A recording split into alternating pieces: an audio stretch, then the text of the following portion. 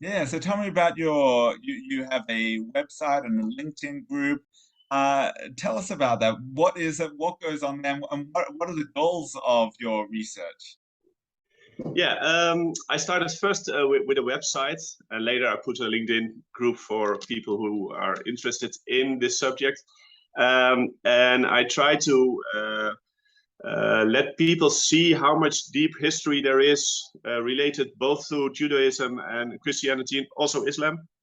Um, so the website deals with all those religions, and yeah, Judaism and Christianity are were born in Israel, and you can see so many also archaeological facts and findings every day or every year. New findings are coming, and you see that the story of the Torah and the Bible back in the history.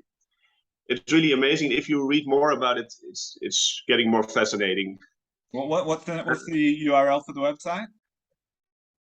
Sorry, what do you say? What's the website? Oh yeah, it's www.israelhistory.info. So it's quite easy to find. And www.israelhistory.info. yeah, israelhistory.info. Yeah. Excellent. And while I was making it, it became bigger, bigger, bigger, and bigger. So it's, for instance, on the site you can find all synagogues which were present in Israel before 1948 or 47. So to see the long Right, developing history.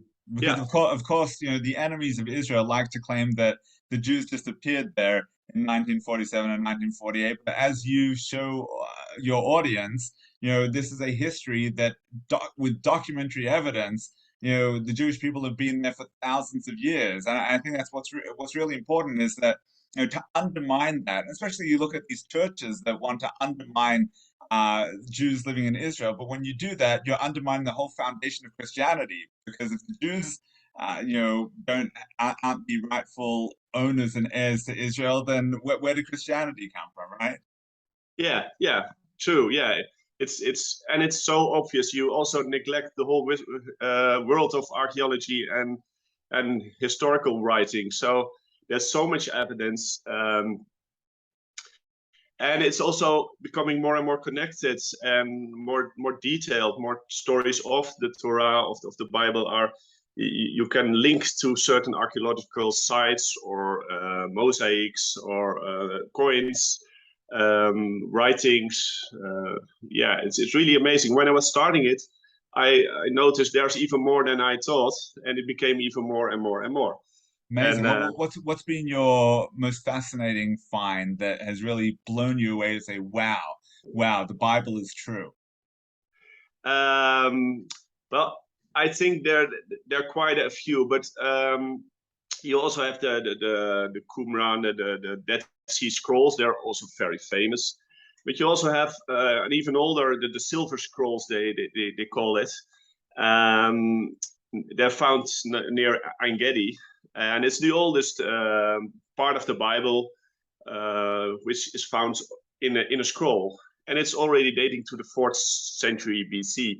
So it's really old. But recently, the Ibal curse tablet was really astonishing. It has Hebrew signs in it, 40 different signs going back 1200 BC. So there, while you're making the website, there comes more information, and yeah, it's really fascinating. But all those synagogues, trying to connect them is also was really it was the biggest task, because I had Amazing. to find, there is no website, no other website where you can find all those synagogues. I'm even looking for a lot more. There's still some missing, especially in Wow. Jerusalem. Yeah, Well, because and yeah, a lot of those synagogues began after the Spanish expulsion. A lot of the Jews moved to the Ottoman Empire and moved back to Israel. We spoke earlier that a lot of the Jews from Spain and Portugal also moved to Amsterdam, to the Netherlands, what today is the Netherlands and yeah. Holland, where you are. Tell me a little about Christian Zionist activity in your country? Is there a strong movement amongst Christians to support Israel and the Jewish people? I think that there are quite a lot of Christian groups who are really supporting Israel, and some of them are really pro and even dare to say the word Zionism, which in Holland nowadays gets a negative connotation. So politics are quite tense, and you have to watch your words, what you say. Because yeah, the whole story is getting more tense. It's one of the easiest subjects to get a fight on LinkedIn or in public. Right. Yeah, that's actually really sad, and that also makes the atmosphere pushing away from. Yeah, there's so much history. There are also so many times where there was peace and there were good times between uh, Islamic people, Christians, Jews, but those are hardly mentioned in history books. Like today, the war in Ukraine gets all attention, and you forget some people who become friends in another country.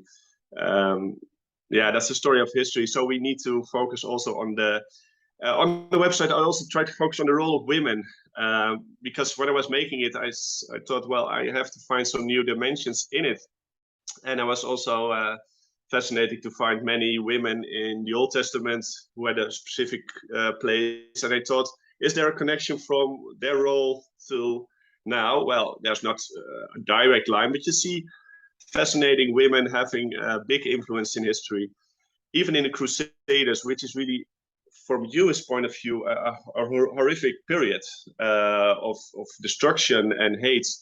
One of the reasons why I made a website is that should never happen again, like the Holocaust, but also the Crusades in that way, the Inquisition. There's so much pain and horror. Yeah, and Yeah, unfortunately, too many Christians don't even know about the Crusades and don't know about the Inquisition.